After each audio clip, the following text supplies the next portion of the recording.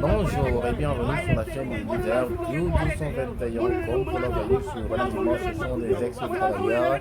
La couverture maladie universelle qui expriment leur mécontentement. Ils ont organisé un sitting donnant cette structure sanitaire en pointant du doigt le nouveau DG de la couverture sanitaire universelle. Ils parlent maintenant qu'ils veulent les expulser alors qu'ils sont sous contrat, une situation qu'ils dénoncent avec la dernière énergie. Ils ont eu à dénoncer cela en interpellant le président de la République, son excellence et le premier ministre Ousmane Sonko pour l'équipe du Bonti. C'est aussi une voie que ceux qui sont en train de vivre et tout sauf le tube Bonti. Je vous propose de suivre ceux qui font leur mécontentement. Ils l'ont dit à Ousmane Niang sur la chaîne des leaders. La réintégration de tous les ex-agents qui répondent aux critères de recrutement. Parce que le DG Sayegay, lorsqu'il est arrivé, depuis novembre, il a lancé appel à candidature avec des critères précis, à savoir agent bureau CMU, niveau bac plus licence avec une expérience professionnelle de plus de 2 ans. APM, bac plus expérience professionnelle plus de 2 ans. Ainsi que le TCI, bac plus licence avec une expérience professionnelle de 2 ans. Et je vous rappelle, la majeure partie des ex-agents répondent aux critères de recrutement. Il y avait un ex-DG qui était là, il s'appelle Cheikh Takou Diop. Cheikh Takou avait fait un toiletage. Et ce toiletage a montré que la majeure partie des ex-agents qui travaillent répondent aux critères de recrutement. Le directeur Segagay, lorsqu'il est venu, il devrait se baser sur le rapport des gens qui travaillent pour reconduire les ex-agents. Mais il ne l'a pas fait. À notre grande surprise, la majeure partie des ex-agents sont écartés. Mais sur quelle base? Actuellement, ils ont recruté la première liste. Ils sont en train de faire une formation et à notre grande surprise, même jusqu'à présent, la liste n'a pas été publiée. Mais pourquoi? Vous avez peur de quoi? Il n'y a pas eu de transparence. Il n'y a pas eu de transparence. Il n'y a pas eu de publication. Il n'y a pas eu de publication, il n'y a pas eu de transparence. Et jusqu'à présent, la direction n'a pas fait de communiqué. Alors, au sortir de ce sitting-là, que comptez-vous faire? On essaie de continuer le combat avec une bataille judiciaire. On ne va pas laisser l'affaire. On ne va pas laisser l'affaire, Inch'Allah.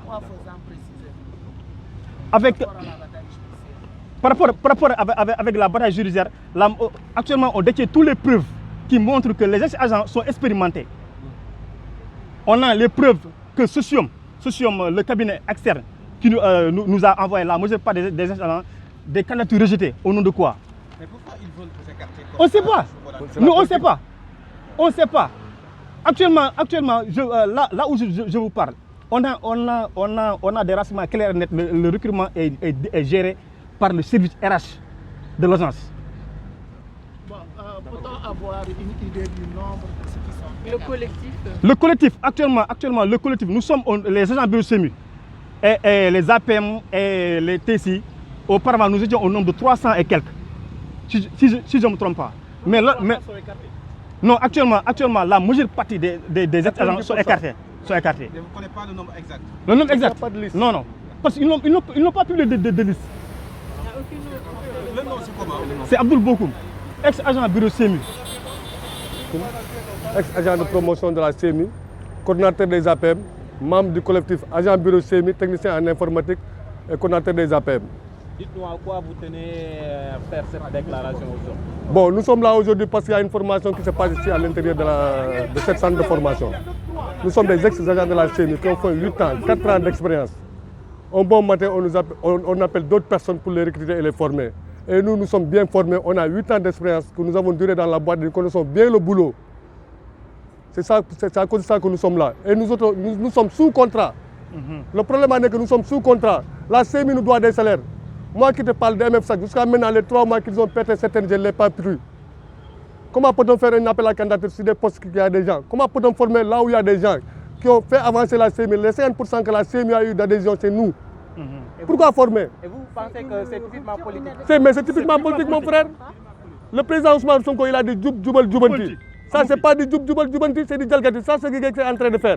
C'est pour cela que nous sommes là aujourd'hui. Nous réclamons notre droit, nous interpellons directement le ministre du Travail. Nous interpellons notre ministre de tutelle, Maïmouna Dièye. Nous interpellons le président de la République. Si vous avez vu Ousmane Sonko parler ces derniers jours, à dire qu'il y a des DG et des ministres qui ne travaillent pas, Cheikh en fait partie.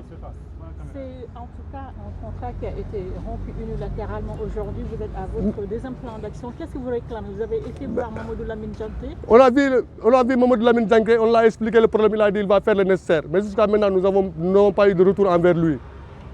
Tous les démarches nécessaires, nous sommes en train de faire. Quand on a su aujourd'hui, il y a une formation, c'est pour cela que nous sommes là aujourd'hui, pour montrer à la population sénégalaise qu'il y a des gens qui ont fait 8 ans d'expérience, ils sont en train de former d'autres et nous n'avons pas besoin d'une formation. Nous connaissons le boulot. Qu'est-ce que vous attendez en tout cas de ces autorités? Nous attendons que l'État fait ce qu'il doit faire. Le droit on nous donne notre droit. Madame, nous sommes au Sénégal. Le Sénégal, c'est un pays de droit.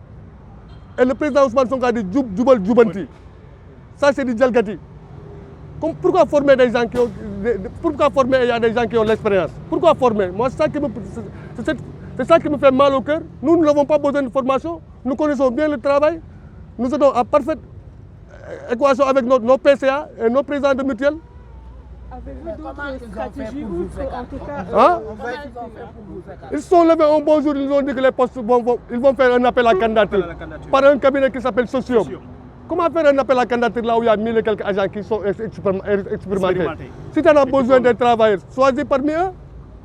S'il avait choisi parmi nous, nous n'allons pas réclamer. Mais tous les gens qui sont là, c'est des novices. Êtes-vous sûr d'avoir les compétences requises? Bien sûr. Allez demander à nos PCA, allez demander aux PCA des mutuelles. Allez demander aux présidents des bureaux régionaux. Les 50% que la CMI a eu, c'est nous. La majeure partie des ex-agents bureau CMI, à savoir les TSI, les APM et les bureaux CMI, sont diplômés avec une expérience professionnelle de plus de 2 ans. Actuellement, nous dénonçons le recrutement discriminatoire et opaque qui se passe à la couverture santé universelle, dirigée par le directeur Segagé. Actuellement, qu'est-ce qui se passe? À notre grande surprise, la majeure partie des ex-agents ne sont pas recrutés. On se pose la question à savoir... Merci de nous suivre et de vous abonner sur la chaîne des leaders Go 221.